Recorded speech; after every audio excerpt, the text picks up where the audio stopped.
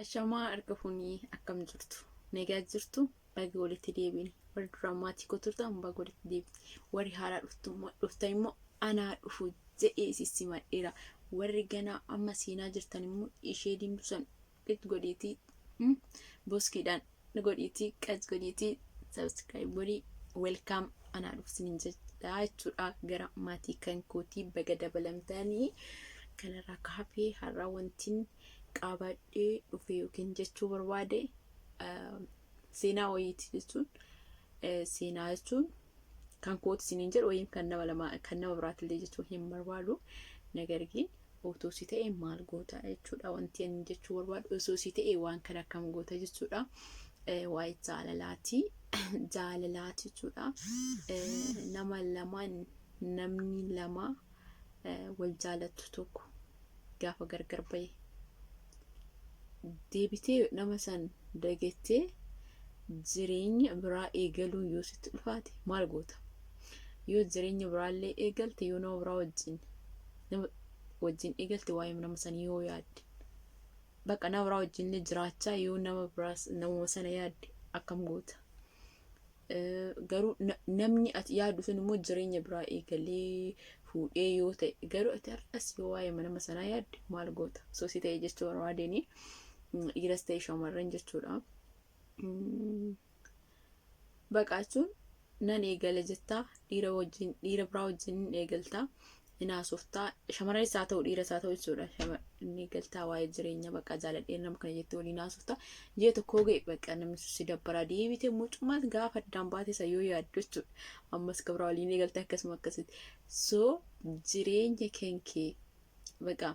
nama sana irratti dhaabbate jechuudha akkalas nama biraa jaalattu jechuudha ammoo maalidha miirri akkasii jechuudha annaaf hin galu deebitee akkamiin namni jechuun jaalalli yeroo tokko qofa jira nama tokkoon jaalattee erga gargar baate deebitee nama biraa jaalachuu hin danda'u namni maaliif waa yeroo dheeraa waggaa 2-3 meeqa ta'e akkamitti nama tokkuma yaadaa namni yaadaa osoo si ta'e akkam goota akkamitti nama san irraafattee jireenya biraa eegaluu dandeessa akkamitti immoo baqa waa'ee nama sanaa sammuu keessa dileetii gootee jireenya keessa remove dileetii qofaa miti remove hin jira remove gochuu dandeessa anaaf osoo si ta'e maal goota yeroo baay'ee jireenya eegaltee nama biraa wajjin itti fufa yoo jettu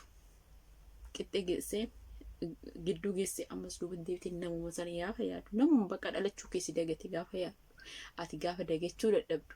osoo si ta'e maal goota koomiti jalatti barreessaa seenaa keetii moo siidhammoo akkan jenne aadaadha jechaan jiru kana biraatillee jechaan jiru garuu kun dhugaadha waan dhugaan jiru waan dhugaadha kan gootachuun barbaadu garuu waan dhugaan jiru waan ta'e osoo si ta'e maal goota natti osoo si ta'e maal goota amma boo dhiisaa nama sooftinaa kennu hin jiru ennaa isuma dhugaadha kanarraa kaafee immoo wanni lammaffaa maal haasa'u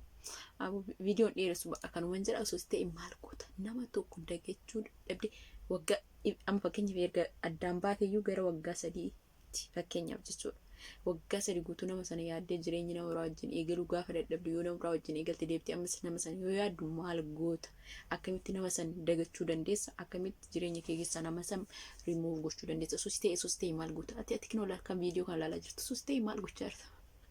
maal goota komentii irratti barreessi innaa dhugaa waaqayyo waanuma dhugaan jirudha waanuma dhugaadha kan kootechuun barbaadu garuu dhugaadha seenaan koo waan ta'eef osoo si ta'e maal goota gaafii naaf deebisa gaafii kan koo naaf deebisa furmaata argachuu hin danda'a ta'aati viidiyoo dheeressuun barbaadu ciao